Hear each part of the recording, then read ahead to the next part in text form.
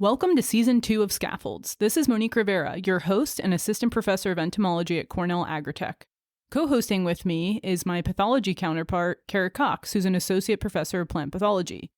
This year we will also be joined by Kelsey Tobin, a postdoctoral researcher in my lab, and occasionally also by Anna Wallis, our New York State fruit coordinator. On this week's episode, I talked to Savanna Shelnutt about climate resiliency programs. Kerik forecasts diseases, and Kelsey and Anna give us our state-of-the-state degree day accumulations and phenology updates.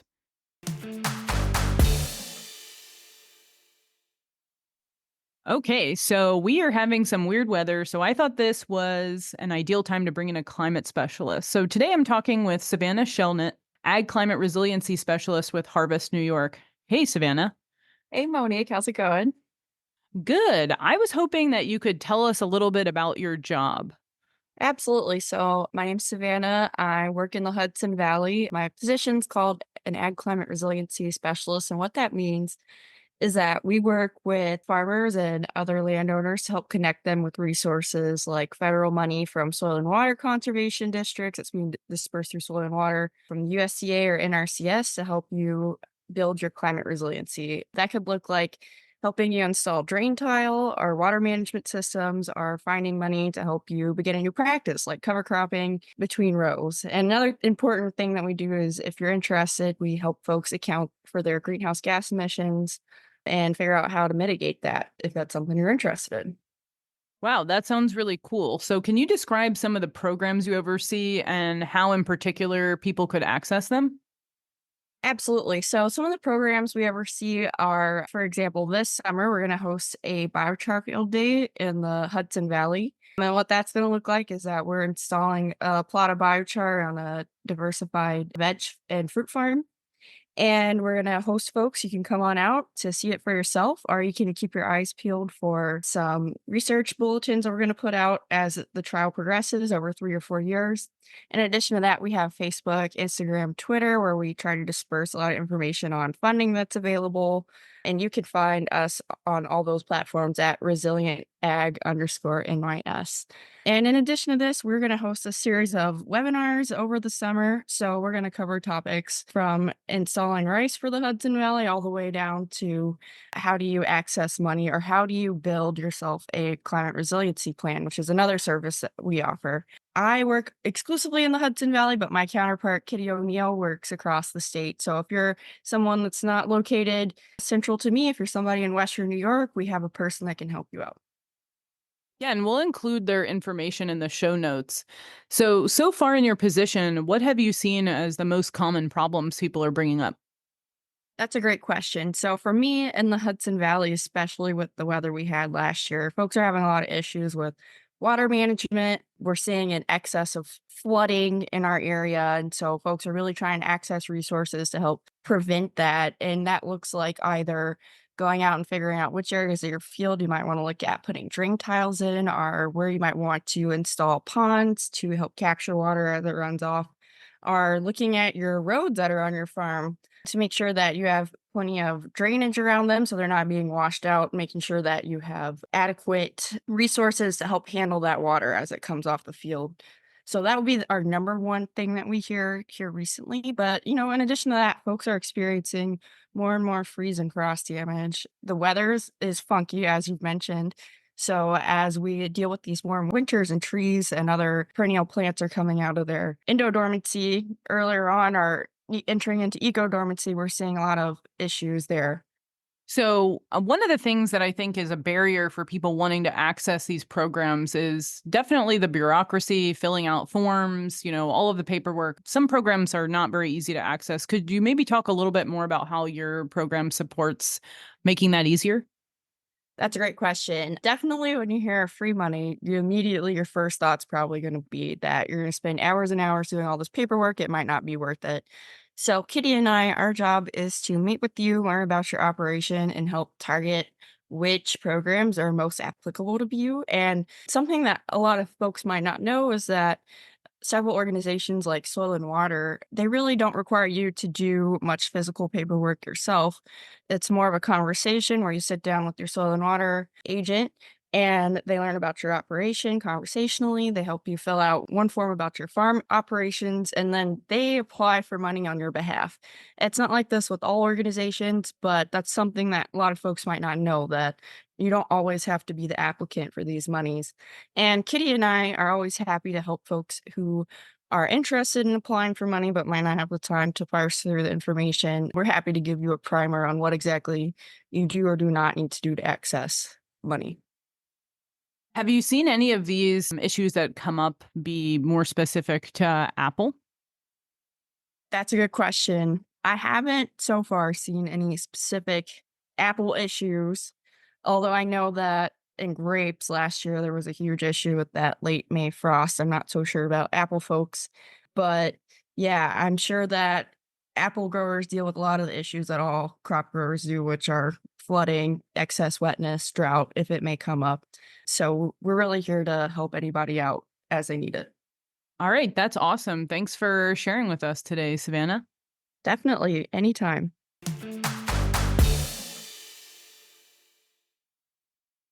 Okay, well, let's see what we have going on for this week in the Apple Scab forecasting system. Everyone should be well into green tip at this point. All varieties, almost everywhere should be in green tip. Maybe as you move north, there's still a couple that haven't quite hit it yet, but it's going to be warming up enough that I think it would be worthwhile to, even if you're not at green tip, double check and maybe set your model back and see how the predictions go this week.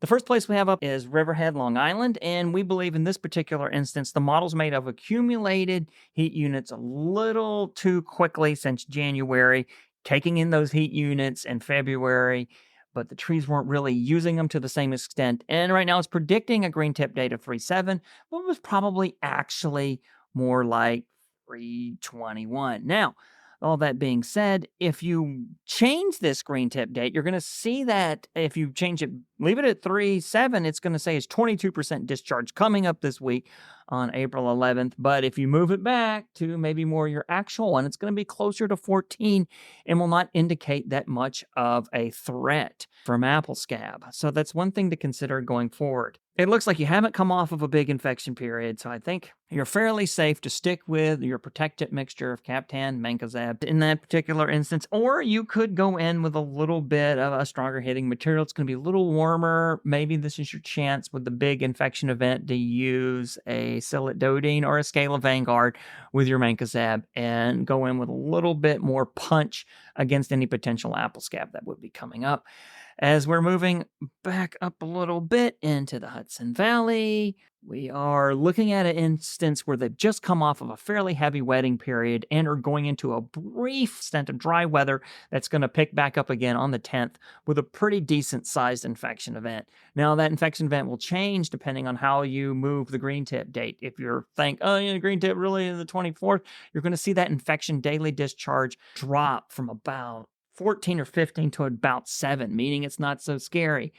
So depending on where you are, these things could have accumulated more or less ascospore potential. And in this instance, I might recommend doing a little bit of that, reaching back and protecting forward by going with some Mancozeb and Scalar Vanguard, since it was really cold right after this infection period. And who knows, maybe it picks up something, and then it will protect you forward for the big event coming up on April 11th. As we move into Voorheesville and sort of the Albany area, it says, oh, you're not a green tip yet. But let's catastrophize a little bit and move our green tip date back a bit. And you'll see a similar picture. Just come off of an infection event had you had mature ascospores on this last Friday and moving into something coming up again on Thursday. I think in this particular instance, if you're there, you can just do fine with protectants, your Captan, your Mancozeb combo, or your OMRI approved protectant materials, and you'll be okay going into the end of the week. I mean, it is increasing, and depending on when your green tip date is, it's going to change these numbers and make that daily discharge amount a little higher towards the Thursday. So watch that. And then in Peru, you're looking at a very similar situation. You're on a green tip, but let's just move it back anyway because we're all terrified. I'm going to move back to the 27th, and you'll see that a very similar situation. The capital district, cold, cold, cold. and not enough maturity has been present to make that big daily discharge a really high percentage, a low percentage. So you could probably just keep getting by with managing, and really no need for the single site materials at this point. Use your protectants, your Captan Mancozeb or your Captazeb mixture, and just sort of, protect yourself going forward. And I don't think you needed to have worried so much about the big event on Friday. But if you sprayed something in with all the rain, it might be washed off. Usually about an inch or so of rain, we believe, may wash some of your protectants off. So you'll probably want to put something or recover before that big event on the 11th. Moving into the Finger Lakes, similar situation. We're in green tip or have something coming. If we move the green tip date back, our ejection will go from 11% to more like 4 or 5. In that particular instance, we have a shorter period of time coming off this wet weather that's presently on the ground today and before going into the Friday. So it gives you just a blip between the 7th and the 9th to recover with some protectants to sort of manage this sort of issue. It's approaching the period where you might want a single site. And if the rain becomes more intense, you might want to move up to sort of a Mancozeb Sillet. You only get 2 applications before pink, and it would be a good material going in, strong against scab or the Scala Vanguard. If it's cold, but it looks like we're going into the 60s, so I might lean more towards the Sillet for the Finger Lakes. Heading up around sodas, similar situation, just coming off and going in. It's going to be a little cooler. They probably wouldn't need to worry so much about going in with a strong single-site material on Friday. Lower maturity, should be a little cooler up near the lake. If it's warmer in your area and it's saying a lot warmer temperatures and higher maturity than about 7%, then you could worry. But I think now you can just sort of coast through on protectants.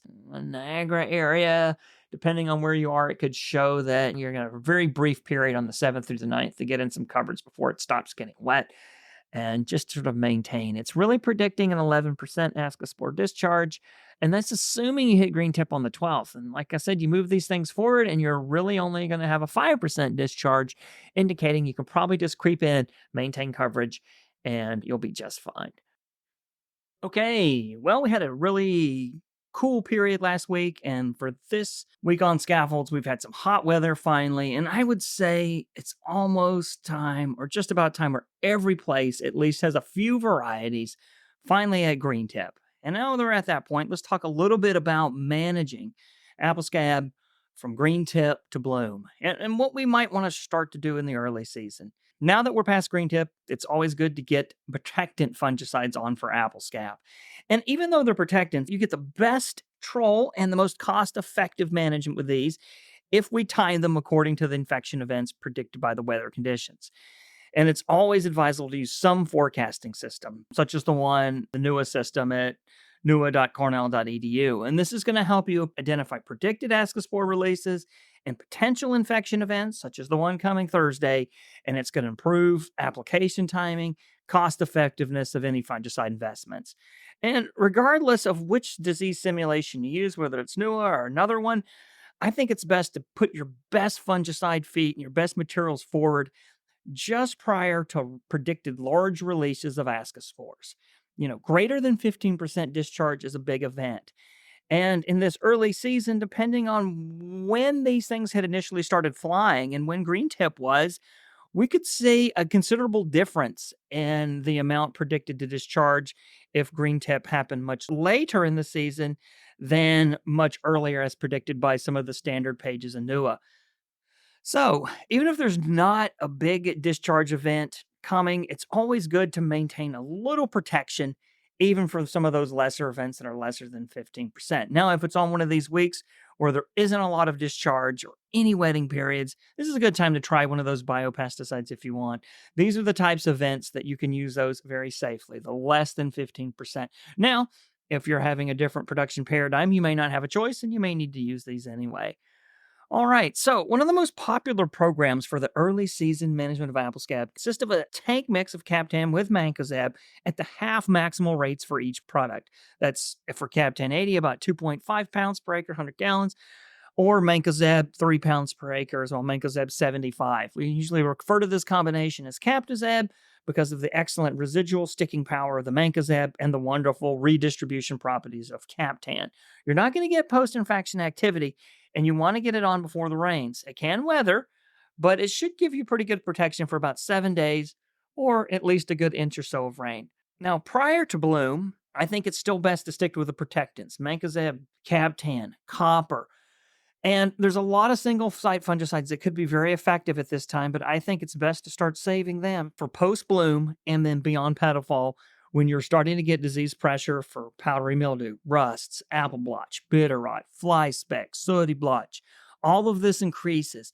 The protectant fungicides aren't very effective against these diseases, and I think when those come in later towards the end of bloom, it's best to save as many applications of single-site fungicides that you can. Now, all that being said, there are a few single-site fungicides that are really only effective against apple scab, and these would include stuff like Scala from Bayer, Vanguard from Syngenta, and Cillit, which is Dodine, marketed by UPL and sold by them. Now, if we have several days of rain as you start to get close to bloom, it's important to consider using one of these single-site products, and they're going to have a little bit of post-infection activity. The Scala, the Vanguard work really well in cold weather, and at that time, they have a little bit of curative or kickback activity. Cillit is generally pretty good all around. It doesn't necessarily need cold weather, and it should provide reasonable kickback activity. The resistance that seems to be present seems to have diluted out over the last 30 or 25 years, and it actually works pretty well. One of the things that we are a little concerned about is the use of fungicides in kickback or curative mode. It's really no longer recommended to apply them for post-infection activity intentionally. You don't want to let a bunch of infection build up and then put them on. What you want to do is go in protected against an infection event, and then if you have to use them, think about them instead as making the applications between infection periods with a focus on protection against the next one. That being said, if something just happens, you can put one of these materials on just after the event, and you can then sort of get a little bit of that curative post-infection activity, but then also protect the entire rest of the week against the next infection period. So that's sort of being the idea. If you have a little infection period and you've just passed, but you've had protection materials on prior to that one, you're concerned about it being washed off, maybe using one of these specific apple scab single-site fungicides just right after the infection period, and then prepare yourself, such as the one we're having on Thursday. We're coming in off a kind of cold, wet, rainy period. Perfect opportunity to start the week off now that you can finally get back into the orchards with the Scala or Vanguard. Really good at those cold temperatures. And if something slipped through in all that rain, even though it was very cold, it would sort of clean that up. But also, when put with mancozeb, protect towards the big infection period that we have on Thursday as well. And then the one thing about Cillit is it's quite effective and has some of the strongest kickback activity or curative activity I've seen in recent years. Even in orchards that were formerly resistant, you can only use it twice before pink. So consider using those now. And there are other options as well, like the Sevia, the Luna Tranquility, the Sensation, Flint Extra, Fontellus, Maravon, Rally, Rhyme, Inspire, Super, Teceris, Mirabus Prova. These all have great curative activity, but they're still going to be good protectants because they're generally a little less water soluble, allows them to persist a little bit better than their predecessors, maybe at the cost of a little bit of post-infection activity. But that being said, they're more recalcitrant to the fungus's ability to develop resistance. And then, of course, with many of these, as I mentioned before, as we move into bloom, you're going to want to save these other materials I just mentioned, the Sevias, the Lunas, the Maravons, the Rallies, the Rhyme, the Tacerises, and Aprovia, for those other diseases that are going to start coming in, especially apple powdery mildew, which will be coming in a little bit later. All right, that's it for this extra little blurb, and I'll see you next week.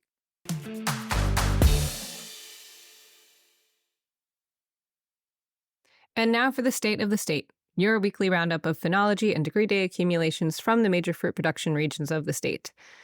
I'm Anna Wallis, and I'm sharing information that we've aggregated from regional specialists, including Mike Bastow, Janet Van Zorn, Mario Miranda Sazo, Craig Kauke, and Dan Donahue. It also includes our own observations and information collected from NEWA. For the most part, the past week has been pretty uneventful, with cool temperatures across the state, which kept trees at about the same phenological stage, and we've only accumulated a handful of degree days. It's good news. Temperatures in the month of March were about 3 to 5 degrees warmer than average across the state, So this cooling trend has been welcomed. It was also among the 20 warmest Marches on record, according to the Northeast Regional Climate Center monthly regional analysis. There's some really excellent maps on the Northeast Regional Climate Center NRCC website showing monthly precipitation and temperatures, including monthly averages and departures from normal. We'll share that link in the show notes to the NRCC website. The precipitation map from the NRCC website showed huge disparities across the state. It was, quote, sopping wet for some from their regional report, including up to 8 inches in some parts of the Hudson Valley, while Western New York was below average with rainfall accumulation, with only 2 to 4 inches in most places. This past week, we had ample rain across the state, with over an inch from Tuesday to Wednesday, and more coming this week. While I'm talking about precipitation, I want to give a quick public service announcement about rainfall gauges and weather stations. If you own a NEWA weather station or any other weather station, don't forget to keep the stations clean and calibrated. The rain gauge should be really easy to clear of debris, and it can have an enormous impact on accuracy of your precipitation data. Remember, this is essential for predicting infection events such as scab and other diseases. Back to cold temperatures, we did experience a couple of cold nights, including Friday and Sunday evenings this past week. In some locations, NEWA stations recorded temperatures in the upper 20s. But we shouldn't be too worried. At half-inch green, we should need to see temperatures in the low 20s to have any significant damage for apples. And similarly, peaches, cherries, pears, which are at bud burst or early welling buds, would need to experience temperatures in the low 20s to sustain damage. Dan Donahue has been checking this in the Hudson Valley in a couple of places, and he's seen insignificant damage at this time. Even apricots appear to be strong this year. You can find a link to the Utah State critical temperatures for frost damage in the show notes. Our cool streak is about to change, though. This week, we're seeing warming temperatures and additional rain, which will definitely move things along. I really enjoy the Climate Smart farming tool that shows a degree day accumulation graph for the location and base temperature selected by the user compared to the 15-year average and the 30-year normal. It's showing mostly a flat line for the past week for degree day base 43, and then the forecast spikes up, indicating the warming trend in the forecast this week. For phenology across the state right now, in the Hudson Valley, apples are at about quarter-inch green. Quarter-inch green, 50% for McIntosh was about this Monday, April 8th. We're seeing half-inch green in some varieties that are a little farther along. Early varieties such as Pink Lady in the lower Hudson Valley are approaching tight cluster. Pears are at about bud burst, peaches, cherries are at bud swell, and apricots are in bloom. In western New York and the Lake Ontario region, most apples are about quarter-inch to maybe approaching half-inch green in some places. In some locations, it's further along. This seems to be a little bit site-dependent. In general, there are similar degree day accumulations and phenology in western New York compared to the Hudson Valley this year. In the capital region, McIntosh is about at green tip. Some earlier varieties like Zestar are closer to quarter-inch green. In the Champlain Valley in Peru, Mike Baistow's telling us that there's a little green tissue that he's observing in early varieties like Pink Ladies and Zestar. Varieties like Honeycrisp and Gala are still at silver tip. A few upcoming pest events to keep your eye on. We're continuing to see red-banded leaf roller and speckled green fruitworm flight in the Hudson Valley and western New York. Pear psyllid eggs have been observed in both locations. Now's a good time to be scouting for black knot on all stone fruit. You should also be scouting for scale in all tree fruit, looking on the limbs. This can pop out and be very red for San Jose scale when the trunk is wet. When it's dry, it can look more like a dark sheen, especially if you have a really large infestation. Also be on the lookout for trunk borers, which could start to become active around this time. It's a little bit early, but on warm, dry days, you can start to scout for ooze in places where you had fire blight last year.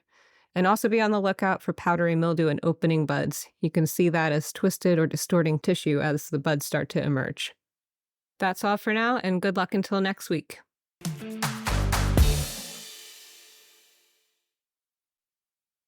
Hey everyone, it's Kelsey Tobin here to give you the current degree days in the major fruit-producing regions of the state, as well as the projections through the end of the week.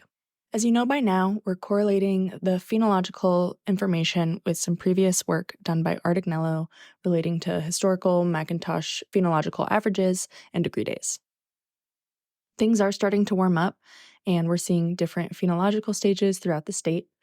So historically for Macintosh, at 43 Fahrenheit base temperature, silvertip is between 58 and 106 degree days.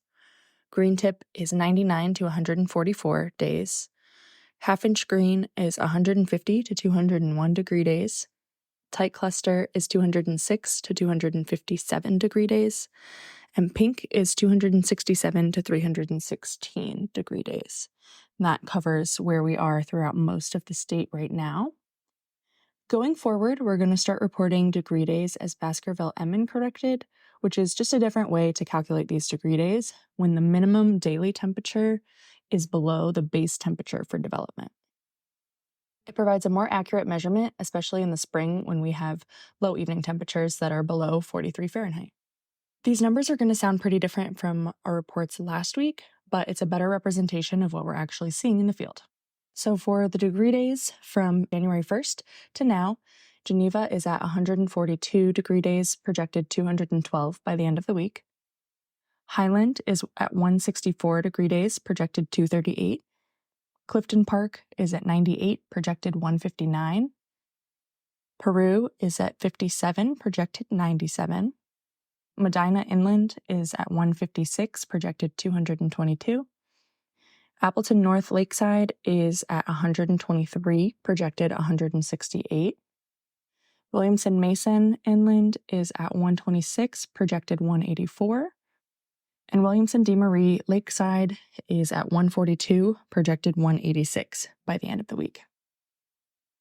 We are starting to have some steady warmer temperatures this week throughout the state, and so we'll be accumulating quite a few degree days, and phenology will be moving right along. Hopefully, spring is here for good. Until next week.